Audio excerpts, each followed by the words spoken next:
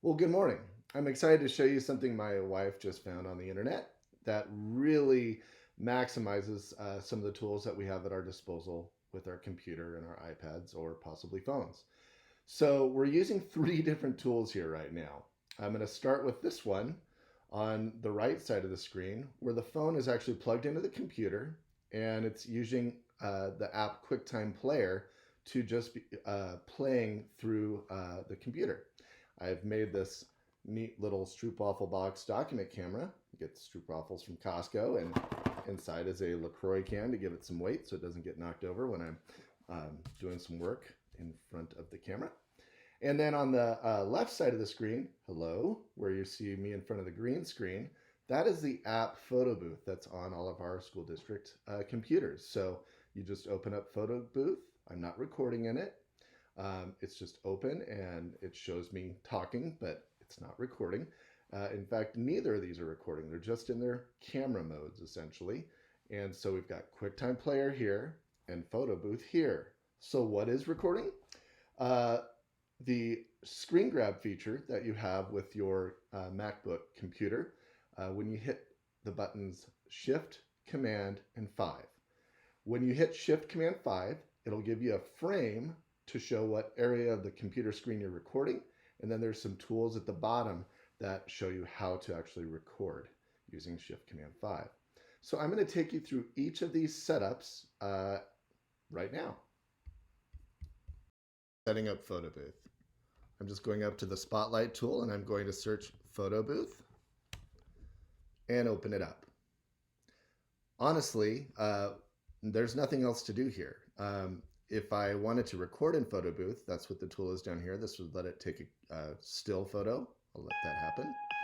But really, for what we're doing right now, we're just letting the playback happen. So I'll just put Photobooth aside there for now.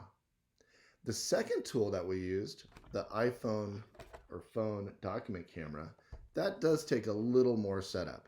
First of all, you'll notice that I have plugged in the phone to my computer using its charging cord.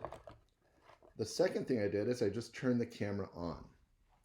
Sometimes the computer doesn't recognize the phone unless you've already turned the phone on. So just do know that that's part of the setup that you need to do. Make sure the phone's kind of on before you open up QuickTime. Then when I open QuickTime, it's kind of funny. It usually has like this little project menu to start. So I'll start that from scratch to show you. So I'll open QuickTime now. And yeah, you can just ignore this field. And up here under the File menu, there is a New Movie Recording button, the very first option. And that's what I'm going to choose. From here, it's going to probably default to the camera on the computer. But this tiny little caret right next to the record button, that's where you actually get to toggle between the different cameras that are plugged into the computer. And in this case, I'm plugging into my phone. And it should be coming on now. There it is. It makes kind of a phone skinny screen, and I'll just drag that over to the side. So that's how I set up the camera. Finally, I'll show you how to set up the Screengrab. First, I hit Shift Command 5, and I'll see this menu at the bottom of my screen. Next, it'll ask me to reframe, and I just drag this frame to what I want to record. In most cases, it's full screen. You might check the options menu just to make certain that everything's set up for your microphone properly, and in this case, I've chosen the MacBook Pro microphone. Last step, just hit record. It'll give you a 5-second countdown, and you'll be recording your whole screen, and there'll be a place to stop the recording at the top right.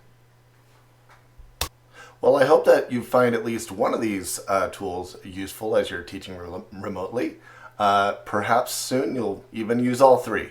Good luck, and please reach out if you have any questions.